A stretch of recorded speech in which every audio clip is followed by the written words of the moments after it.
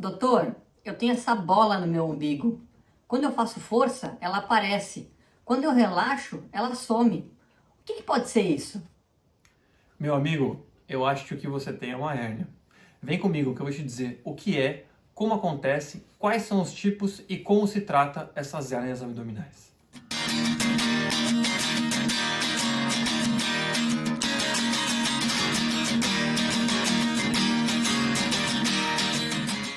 Olá, para você que é novo no canal, meu nome é Vinícius, eu sou médico, cirurgião geral e cirurgião oncológico e hoje o assunto é hérnia abdominal.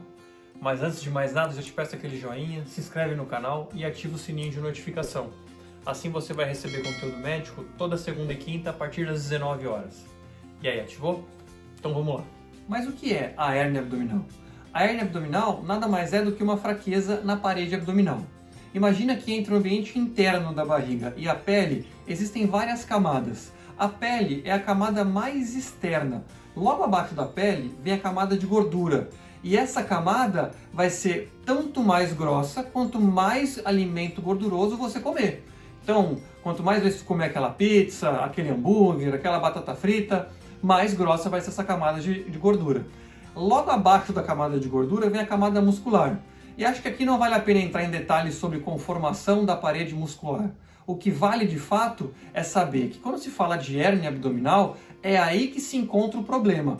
Ou seja, existe uma falha ou um buraco na parede muscular. Logo abaixo da parede muscular, a grosso modo, vem o conteúdo de dentro da barriga. Agora, imagina que a parede muscular é a camada mais forte que nós temos na parede abdominal. Quando você tem um buraco na parede muscular, todo o conteúdo de dentro da barriga, ou o conteúdo não fixo, vai querer sair por esse buraco. Quando o conteúdo sai por esse buraco, ele é segurado pelas camadas de gordura e de pele. É por isso que o paciente, quando tem essa hérnia abdominal, ele tem aquela bola que ele diz que aparece. Por quê? Porque a camada de pele e gordura vão segurar o conteúdo, mas não sem antes deformar a conformação da parede abdominal. Agora, o que causa as hérnias abdominais? A grande maioria das hérnias abdominais acontecem pelo aumento da pressão intraabdominal. A musculatura abdominal ela está envolvida em boa parte dos exercícios e movimentos realizados ao longo do nosso dia a dia, como por exemplo, levantar um objeto pesado, levantar da posição sentado ou até mesmo ao evacuar. Existem pontos na musculatura abdominal que são naturalmente mais fracos e que, quando associados a alguns fatores como genética, diabetes, obesidade, tabagismo ou até mesmo fazer esforço além da sua capacidade, podem ajudar a formar a hérnia abdominal. Esses pontos de fraqueza, eles podem estar localizados na região umbilical, na linha média da barriga, na virilha, a famosa hérnia inguinal, ou em alguns casos mais raros em outras localidades na barriga. Existem também as hérnias incisionais, que nada mais são do que hérnias que aparecem em cirurgias prévias. Veja bem, quando o paciente é submetido a uma cirurgia, o local do corte, mesmo que com uma cicatrização bem adequada, nunca mais vai ter a força que tinha antes. Então, a partir do momento que esse paciente faz uma força abdominal muito intensa, se realmente é a ponto de apresentar uma hérnia, a maior possibilidade é que essa hérnia venha a ser apresentada no ponto do corte cirúrgico anteriormente realizado nesse paciente. E no fim das contas, como eu vou saber que eu tenho essa hérnia abdominal? Bem, na grande maioria das vezes, o paciente vai apresentar essa bola na barriga, dependendo da localização da hérnia. Normalmente essa bola na barriga aparece quando o paciente faz força abdominal e quando ele relaxa, essa bola desaparece. Ou às vezes até precisa de um retorno manual. Nem todos os pacientes vão apresentar dor abdominal no local da hérnia. Tá certo. Sei o que é a hérnia. Agora, por que eu tenho que pensar em corrigir? Quer dizer, tirando a parte estética, que é essa bola na barriga que agora eu tenho, qual é o mal que essa hérnia pode me causar? Imagina um buraco na parede abdominal. Agora imagina que qualquer conteúdo de dentro da barriga, não 100% fixo, possa sair por esse buraco da parede abdominal. Conteúdos como alça intestinal, gordura, enfim. Agora imagina que, pela enorme força abdominal que você fez, muitos desses conteúdos saíram por esse buraco. e que agora esse conteúdo está trancado. Imaginamos que esse conteúdo que saiu seja a alça intestinal. Essa alça intestinal ela precisa ser nutrida por sangue que vem de dentro da barriga para a alça.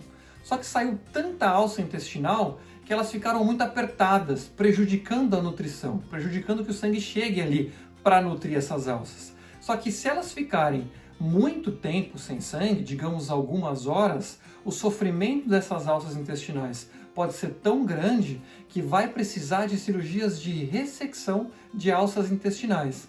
Por isso que o paciente precisa, quando chegar numa situação como essa, procurar ajuda médica o mais rápido possível.